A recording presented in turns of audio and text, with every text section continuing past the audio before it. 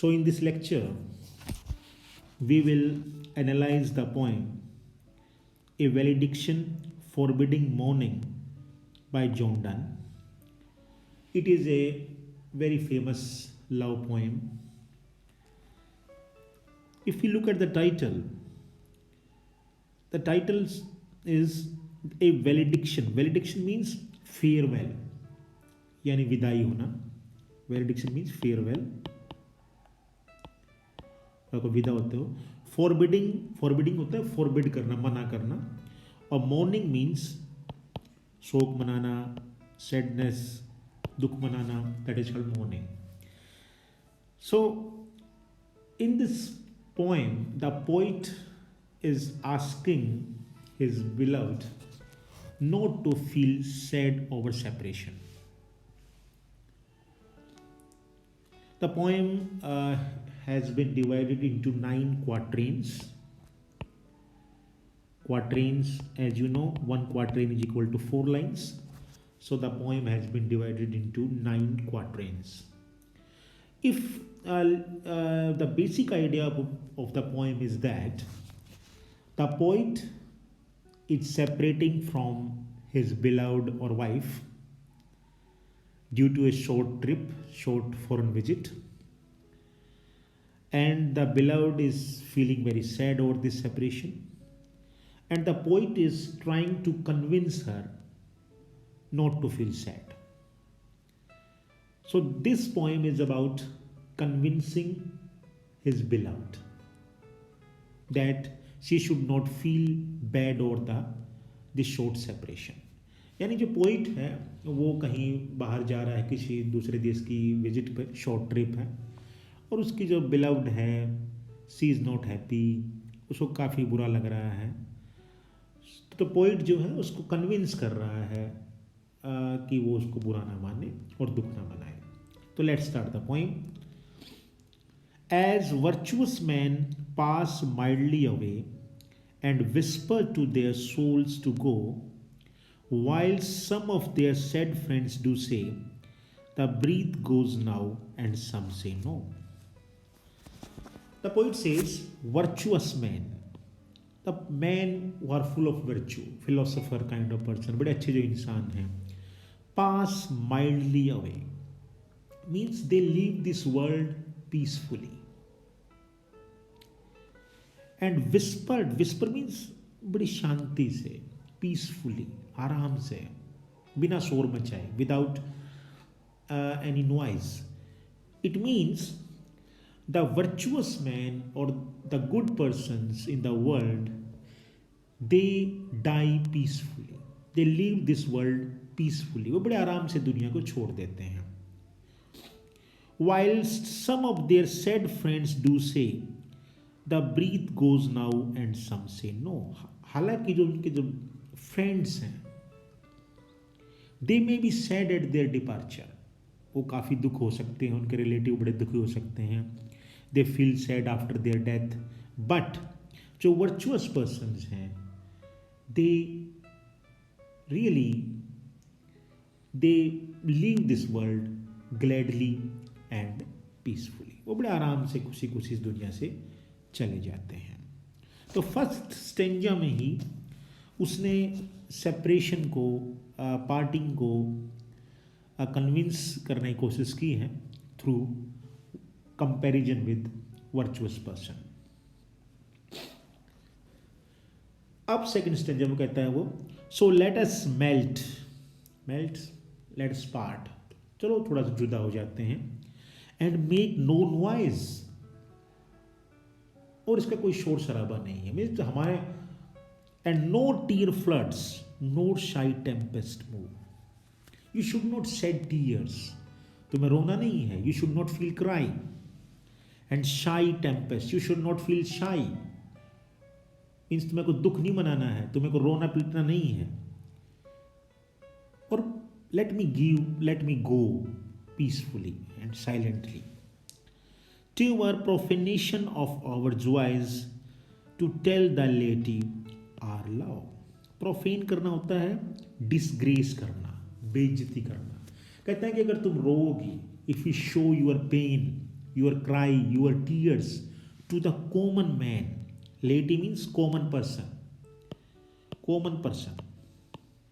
अगर आम आदमियों को, आम व्यक्तियों को अगर तुम अपना प्यार आंसुओं को थोड़ा दिखाओगी, थ्रू टीयर्स शो करोगी, तो जो हमारा प्योर लव है, it will be a disgrace to this love. ये उस लव की बेइज्जती है. तो हमें अपना जो लव है उसको साइलेंट रखना है. हमने उस लव को आंसुओं के द्वारा दुनिया को नहीं दिखाना, अपनी सैडनेस को रिफ्लेक्ट नहीं करना पब्लिक के सामने. Okay, next in the next he says, moving to the earth brings harms and fears. Men reckon what it did and meant. Moving to the earth. Moving to the earth होता है यहाँ earthquake. Now he is using images of geography, process, natural phenomena geography. जैसे कि हमको बताया था, जो metaphysical poets हैं, they love to use scientific imagery, scientific terms, geographical imagery. तो वो कहता है कि जो अर्थक्वेक्स हैं, जब भी वो आते हैं, दे ऑकर, नो डाउट भूकंप आते हैं, दे काज हार्म्स एंड फियर. तो उनसे डैमेज भी होती है और दे आर फियरफुल आल्सो. तो ये वाकई में ह्यूमन बीइंग के लिए काफ़ी वो एक्सेप्ट करता है कि जो अर्थक्वेक हैं, they bring the moving the earth, they may harm the earth, they may harm the public, harm the people. But trepidation of the spheres, though greater, far is innocent. Trepidation मतलब movement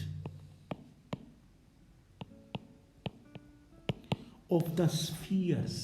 कहता है जो heavenly bodies हैं, जैसे sun है, okay, that is like that sun is fixed, like earth और other जो moving bodies हैं, कि जो हेवनली बॉडीज हैं, दे आल्सो मूव, वो भी मूव करती हैं, और वो अर्थ से भी बड़ी बड़ी हेवनली बॉडीज हैं. But they are innocent, they don't harm us. कहने का मतलब है कि जब अर्थ मूव करती है, जब अर्थक्वेक आता है, तो हमें बड़ा डर लगता है कि डैमेज हो जाएगा, it will cause damage. But हमारी यूनिवर्स में अर्थ से भी बड़ी बड़ी हेवनली बॉडीज हैं जो मूव करती हैं, but they don't do any harm. But वो हमको कोई नुकसान नहीं पहुंचाती, वो इनोसेंटली मूव करती हैं. तो पोइट जो है, through these all metaphysical comparisons, through all these conceits, he is trying to convey that moving away is normal. It's normal, it's harmless. अगर हम दूर जा रहे हैं तो कोई दुख होने की बात नहीं है. Moving to the next stanza. Dull sublunary lovers love, whose soul its sense cannot admit. Sublunary lover का मतलब होता है low kind of lovers, lower kind of lovers, जो आम जो लवर्स हैं, जिनका लव इतना प्योर नहीं है. वो कहता है कि what is the common love, what is the low kind of love. Low kind of love is the love which is physical love, the love which is based on physical relationship. एक ऐसा love जो सिर्फ physical relationship और body तक सीमित है, which is limited to body only. तो कहते हैं कि जो लोअर काइंड ऑफ लव है, जो लवर्स हैं, कैन नॉट एडमिट, वो नहीं स्वीकार कर सकते एब्सेंस, वो जुदाई स्वीकार नहीं कर सकते. They can not tolerate absence because it doth remove those element which एलिमेंटेड it. क्योंकि जब एब्सेंस होती है, जब पार्टिंग होती है, जब फेयरवेल होती है, तो वो उन्हीं एलिमेंट्स को, वो क्या होती है, तो उनकी जो फिजिकली दे बिकम सेपरेटेड, और उनका जो लव होता है, क्योंकि फिजिकल है, क्योंकि वो बॉडी के ऊपर बेस्ड है, तो इसलिए जो लव है उनका, वो they can't accept this separation and they feel very bad. तो इस स्टेंजा में वो कहता है, he is trying to convince that The those persons feel sad over separations whose love is only physical, who prefer physical body, but our love is spiritual. हमारा love अलग है, हमारा लव आत्माओं का जुड़ा हुआ लव है, तो हमारा सिर्फ बॉडीज का लव नहीं है. So in this stanza, he is trying the nature of physical love. He is trying to tell us about nature of physical love. But we by a love so much refined. Look at the word refined. पर हमारा जो love है, it is not a low kind of love. It is higher love. Higher love. It is spiritual love. Spiritual. आत्माओं का love है. So much refined. Our love is very refined that ourselves know what it is. Even we do not know the real nature of our love. It's so pure, so holy. Inter-assured of the mind. Inter-assured.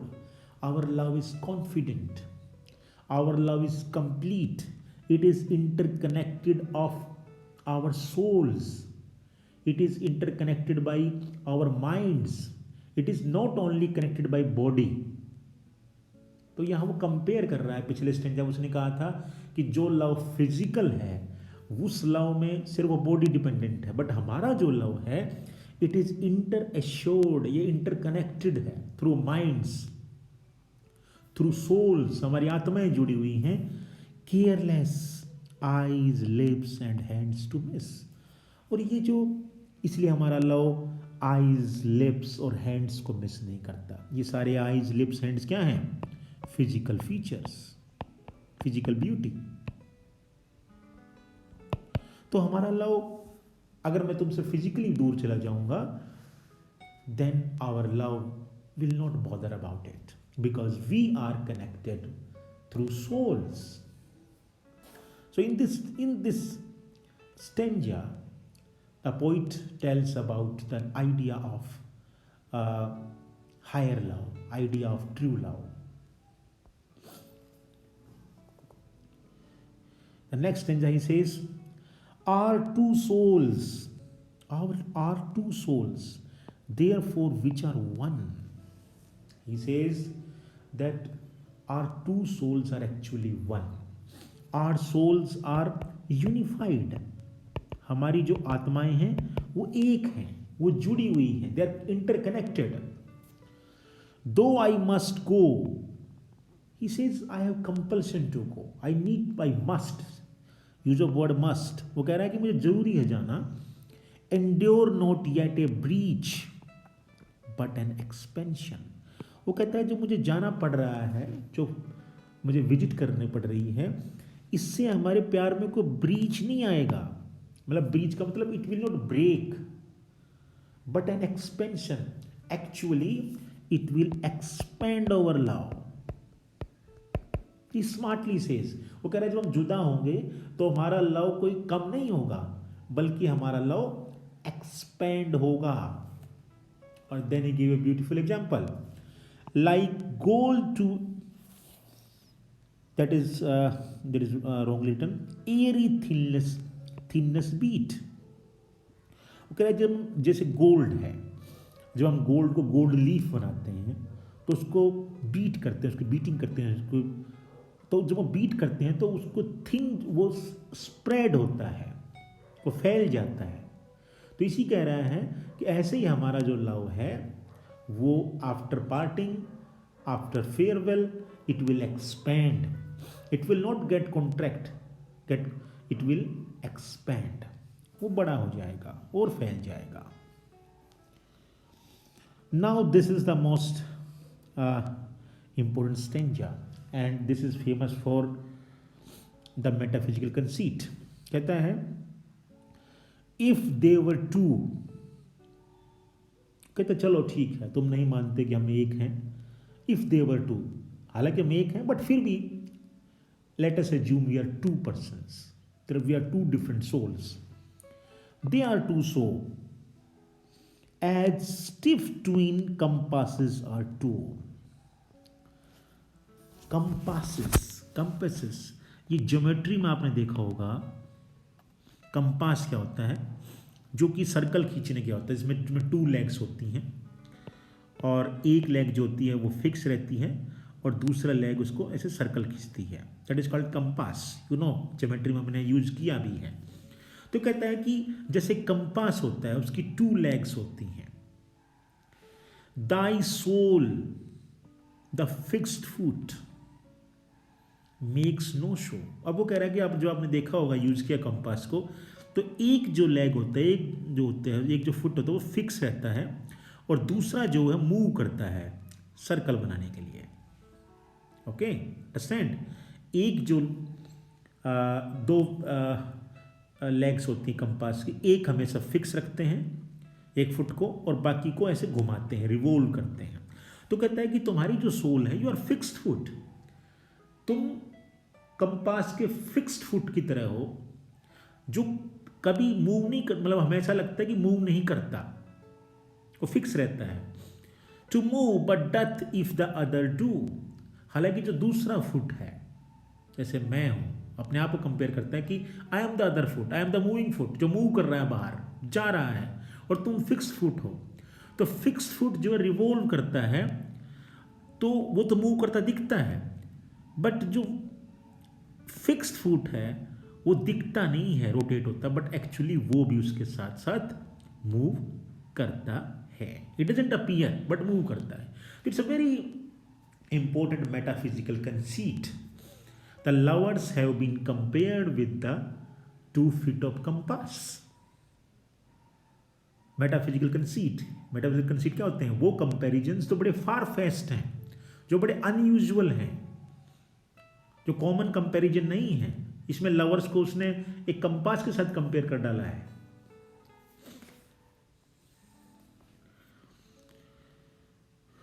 And though it in the centre sit and yet when the other far doth roam. कि तुम्हारा जो fit है, you तुम्हारा क्योंकि तुम fix foot हो तो तुम सेंटर में फिक्स रहती हो, और I am moving, I am roaming, I am moving, it leans and hearkens after it. और तुम जो तुम्हारा फिक्स फुट जो है, तुम्हारी तरफ झुकता है, लीन होता है मेरी तरफ।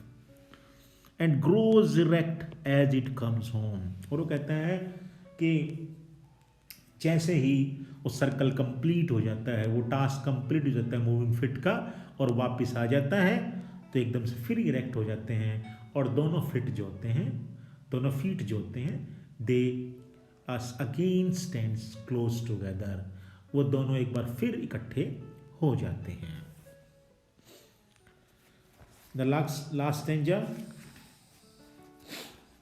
Such wilt thou be to me, who must like the other foot obliquely run। वो कहता है कि you will be the fixed foot of the compass। तुम फिक्स्ड फुट की तरह होगी, because you are at the home, and I will be like the moving foot because I am out the home। I will be out of the home। मैं दूसरे foot की तरह होऊंगा। Thy firmness makes my circle just। अब मेरा काम क्या है, मेरा पर्पज क्या है? कि मुझे सर्कल करना है। Thy firmness, अगर तुम फर्म रहोगी, क्योंकि तुम फिक्स्ड फुट हो। अगर आपको पता है कि जब आप सर्कल बनाते हो और जो फिक्स्ड फुट है अगर वो हिल जाए, फर्म ना हो, तो सर्कल कभी भी अच्छा नहीं बनता। तो दाई फर्मनेस यानी तुम, you need to be emotionally strong, you need to be mentally strong. Only then I will complete my circle very well, only then I will complete my task very well. जिस काम के लिए मैं बाहर जा रहा हूं तभी मैं उसको अच्छा कर पाऊंगा। And makes me end where I begun. और जब उस काम कंप्लीट हो जाएगा, then I will come back again, तो मैं फिर वापस आऊँगा, and we will be together, और हम फिर हमेशा इकट्ठे हो जाएंगे। Our parting will be over, हमारी जुदाई खत्म हो जाएगी। सो This is a beautiful love poem, and you should remember this poem for this extraordinary conceit, that comparison of lovers with feet of compass. So this poem gives message that true love is not only physical but spiritual, and spiritual or platonic love does not bother about short separations. It does not bother about physical beauty. It is eternal and it remains forever because their souls are interconnected in this type of love. So this was the main this was the overview of the poem. In the next lecture, we will meet again. Take care.